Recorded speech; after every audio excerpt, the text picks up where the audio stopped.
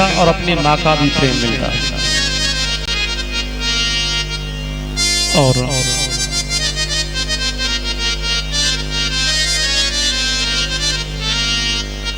तू तो बड़ा अभागा है। ध्रुव ने अपनी माँ को अपने अंक में ले लिया और कहा कि मैया मैं तो बड़ा भाग्यशाली जो तुम मेरी जननी हुई हो। रात्रि का समय हुआ, ध्रुव जी महाराज अपनी माँ को सोता हुआ छोड़कर के जंगल में चले गए और जंगल में जाकर के भगवान को खोज रहे हैं कि भगवान कहाँ पर मिलेंगे। इधर बैकुंठ में बैठे हुए नारायण भगवान ने देखा कि ध्रुव को दृढ़ विश्वास है और ये मुझे खोजने के लिए वन में आया है, लेकिन इसने बिना गुरु के मुझे प्राप्त कर लिया तो संसार में गुरु की महिमा कम हो जाएगी। और भगवान कहने लगे जब गुरु की महिमा कम हो गई तो संसार में कोई गुरु को कोई स्थान प्राप्त नहीं होगा। तो वहीं पर नारद जी को बुलाया, नारद जी से कहा कि तुम जाकर के इस बालक के गुरु बन जाओ। नारद जी महाराज ध्रुव के पास आए और कहा बेटा इस घनघोर जंगल में क्या करने के लिए आए हो। ध्रुव जी महाराज ने कहा कि मैं यहाँ भगवान को प्राप्त करने के लिए आया हूँ। नारद जी ने कहा कि वन में आने से कभी भगवान नहीं मिलते, क्योंकि शेर का जन्म वन में होता है। शेर को कभी भगवान नहीं मिले, जो गीदड़ होता है उसका जन्म ही वन में होता है, उसको भी कभी भगवान नहीं मिले। लेकिन ध्रुव जी महाराज ने कहा कि मेरी छोटी माँ ने मुझसे कहा है कि वन में जाने से भगवान मिलते हैं, तो भगवान जरूर मिलते हैं। और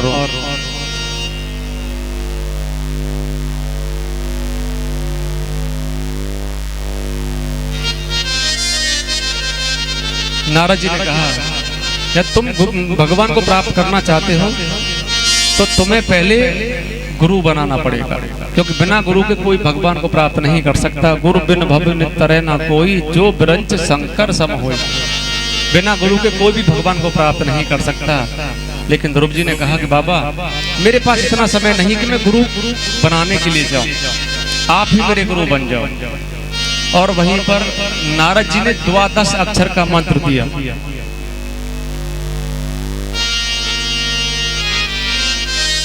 ओम नमो भगवते वासुदेवाय, और कहा कि तुम वृंदावन में जाकर के ओम नमो भगवते वासुदेवाय का जाप कर। और ध्रुव जी महाराज श्रीधाम वृंदावन में आए, जमुना में स्नान किया और वट वृक्ष के नीचे खड़े होकर के ओम नमो भगवते वासुदेवाय का जाप करने लगे। बोलना पड़ेगा राधे राधे। और संतों ने ओम नमो भगवते वासुदेवाय का एक सुंदर अर्थ भी बताया। एक गुरु जिनके चेले का नाम हुआ ओम। गुरु अपने चेला ओम को लेकर के एक गांव से बाहर निकले, और जैसे गांव से बाहर निकले हैं तो सामने एक गन्ने का खेत देखा। तो चेला ओम के मन में इच्छा उत्पन्न हुई कि गुरुजी थोड़ी देर यहाँ पर रुक जाएं तो मैं एक गन्ना तोड़ करके चूस लूं, गन्ना कितना मीठा है। गुरुजी ने कहा कि बेटा ओम, हमें इसी स्थान पर बैठ करके भगवान की संध्या वंदन करनी है। और गुरुजी संध्या वंदन करने के लिए उसी गन्ने के खेत के कोने पर बैठ गए। और चेला ओम गन्ने के खेत में गया और जाकर के एक मोटा सा गन्ना तोड़ा और चूसना आरंभ कर दिया है। लेकिन आज जो गन्ने के खेत का मालिक है, जो किसान है, अपने खेत में मोटा बांस का डंडा लेकर के बैठा है कि आज जो भी मेरे खेत से मोटा गन्ना तोड़ेगा, ये मोटा बांस का डंडा उसके सर पर पटक दूंगा। और गुरुजी ऐसी जगह बैठे हुए, यहाँ से शिष्य ओम भी दिखाई पड़ रहा है और खेत का जो मालिक किसान है वो भी दिखाई पड़ रहा है। जब गुरु ने देखा कि किसान के हाथ में मोटा बांस का डंडा है तो गुरुजी ने कहा बेटा ओम, लेकिन ओम गन्ना चूसने में लगा हुआ है। गुरुजी ने फिर दोबारा से कहा बेटा ओम, जब ओम के कानों में आवाज पहुंची, ओम ने कहा कि हाँ गुरुजी। गुरुजी ने कहा हाँ के बच्चे पहले नभो। शिष्य पूछता है गुरुजी मैं क्यों नभूं? गुरुजी ने कहा कि बेटा पहले नभो, नभ करके भगवते भागना आरंभ कर दो। शिष्य फिर भी पूछता है गुरुजी मैं क्यों नभूं और नभ करके क्यों भागना आरंभ कर दूं? गुरुजी ने कहा अरे मूर्ख बांस देवाए, जो खेत का मालिक जो किसान है वो अपने हाथ में मोटा बांस का डंडा लेकर के आ रहा है। अब संतों ने बताया कि ये जो गन्ना है ये क्या है, जो किसान है जिसके हाथ में मोटा बांस का डंडा, ये सब क्या है? तो गन्ना जो है उसे बताया माया, जिसके पीछे हम दिन रात लगे रहते हैं, ना दिन देखते ना रात देखते। शिष्य ओम वो जीव के लिए बताया है, और जो किसान है वो बताया काल के लिए। काल कब किसके सर पर डंडा मार दे किसी को नहीं पता है। और हम मनुष्यों को देखकर के 4 नर पशु बड़े प्रसन्न होते हैं। सूकर कुकर ऊंट खल बड़ पशुवन में 4, तुलसी हर व्यवहार के बिन वैसे व्यवहार। हमको 4 नर पशु देखकर के बड़े प्रसन्न होते हैं। सूकर बोलते हैं सुगर के लिए। सुगर हम मनुष्यों को देख के बड़ा प्रसन्न होता है। अब सुगर को जहां जैसा मिला बस गटक जाता है, वो ये नहीं देखता कैसा है क्या है, बस उसे गटकने से मतलब होता है। दूसरा बताया कुत्ते के लिए। जैसे कुत्ते के सामने एक टुकड़ा डाल दो, दूसरा कुत्ता उसी टुकड़े के लिए झगड़ा कर देगा। ऐसे हम लोग हैं। जैसे कुत्ते छोटी छोटी बातों पर झगड़ा करते हैं, वैसे हम मनुष्य भी हैं, छोटी छोटी बातों पर झगड़ा कर देते हैं। तीसरा बताया ऊंट। ऊंट भी हम मनुष्यों को देख के बड़ा प्रसन्न होता है। आपने ऊंट को देखा होगा, जब भी ऊंट चलता है तो उसकी गर्दन बिल्कुल सीधी खड़ी होती है। गर्दन को उठा करके चलता है, ऊंट की गर्दन कभी नीचे नहीं झुकती। वैसे ही हम हैं, हम भी किसी के सामने झुकना नहीं चाहते हैं। तो ऊंट भी कहता है ये बिल्कुल मेरी तरह है, जैसे मैं किसी के सामने नहीं झुक सकता, ऐसे ही ये मनुष्य भी किसी के सामने नहीं झुकना चाहता। और चौथा बताया खल। खल कहते हैं गधे के लिए।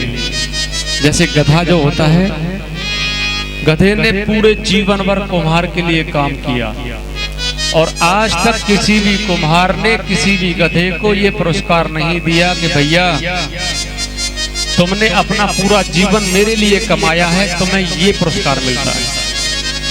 जब भी कुम्हार ने दिए तो गधे में केवल 4 डंडे दिए, और जब गधा काम करने लायक नहीं रहता तो वही कुम्हार उस गधे को डंडा देकर के घर से भगा देता है। वैसे हम हैं, जब तक हमारे हाथ पैर काम करते हैं, हम कमा कमा करके देते हैं, तो हमारी बहू हमारा बेटा हमारी बड़ी सेवा करता है। और जिस दिन हमारे हाथ पैर काम करना बंद कर देते हैं तो परिवार वाले हमारी चारपाई को दरवाजे के सामने डाल देते हैं। अब बेचारा वहां पड़ा पड़ा उल्लू की तरह देखता रहता है कि कब बहू आएगी मुझे पानी पिलाएगी, कब बेटा आएगा तो मुझे खाना खिलाएगा। और बहू अंदर से देखती है, बार बार भगवान से प्रार्थना करती है कि हे भगवान, वो समय कब आएगा जब ये मंझा खाली होगा। बोलना पड़ेगा कि कबहू कियो ना भजनवा कैसी बीतेगी, कबहू कियो ना भजनवा कैसी बीतेगी, कबहू कियो ना भजनवा कैसी बीतेगी, कबहू कियो ना भजनवा कैसी बीतेगी। अरे कैसे बीतेगी मेरे काका, कैसे बीतेगी, कबहू कियो ना भजनवा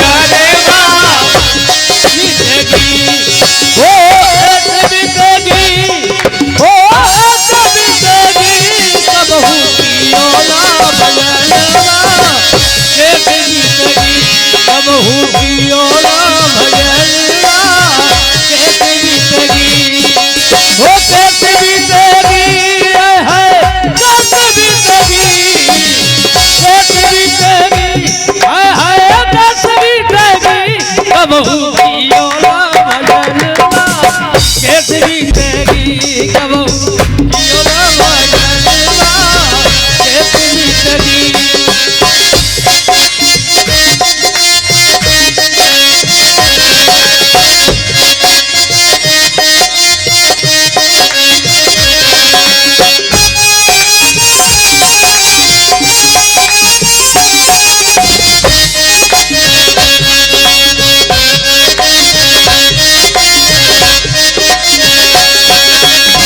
खेल गमायो आई मस्त जवानी बालापन हंस खेल गवायो जानी मस्त जवानी बालापन खेल गमायो आई मस्त जवानी बालापन हंस खेल गवायो आई मस्त जवानी माता ने करी सगाई दूल्हा बनो घुमानी बन गया हाथन में का गाने कैसे बीतेगी कबहू कियो ना भजनवा कैसे बीतेगी अरे कैसे बीतेगी बाबा रे कैसे बीतेगी हो कैसे बीतेगी हो कैसे बीतेगी कबहू कियो ना भजनवा कैसे बीतेगी ओ कबहू कियो ना भजनवा कैसी बीतेगी ओ कबहू कियो ना भजनवा कैसे बीतेगी कबहू कियो ना भजनवा कैसी बीतेगी वो कैसे बीतेगी है कैसे बीतेगी कैसी बीतेगी कैसी बीतेगी कबहू कियो ना भजनवा कैसे बीतेगी कबहू कियो ना भजनवा कैसे बीतेगी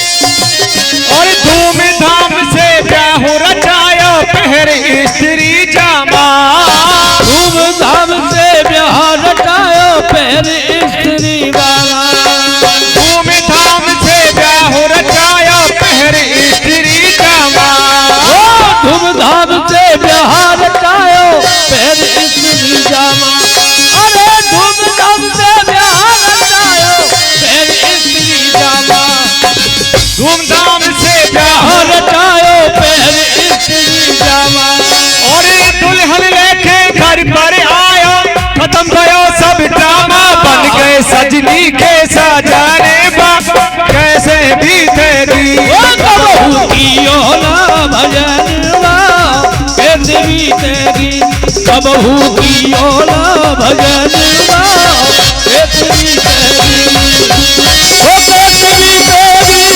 ओ हो कैसे बीतेगी ओ कैसे बीतेगी सुदामा कैसे बीतेगी कबहू कियो ना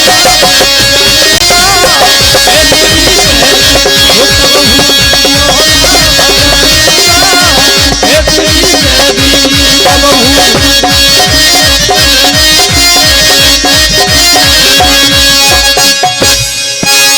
खुशियाँ सुख पी कर भैया निस दिन भये दीवाने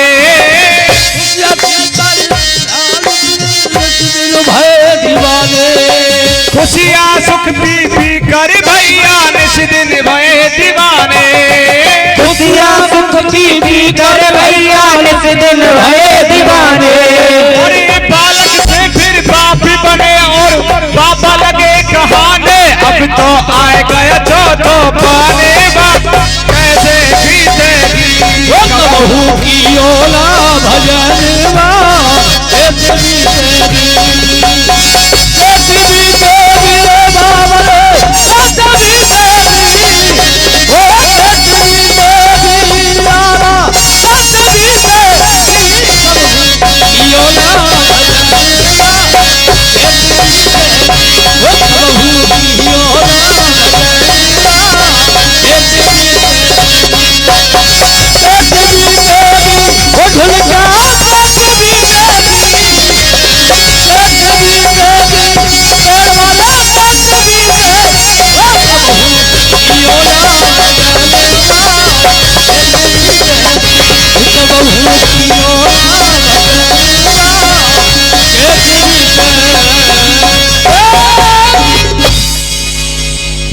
कबहू कियो ना भजन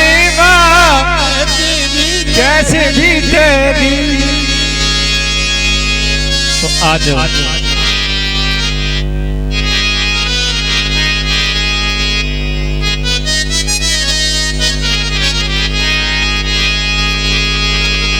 नारद जी महाराज ने ध्रुव जी को ओम नमो भगवते वासुदेवाय का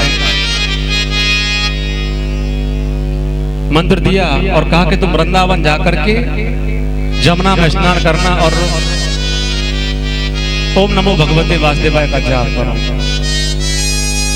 ध्रुव जी महाराज वृंदावन में आए और वृंदावन में आकर के जमुना में स्नान किया, बट वृक्ष के नीचे खड़े हुए और ओम नमो भगवते वासुदेवाय का जाप करने लगे।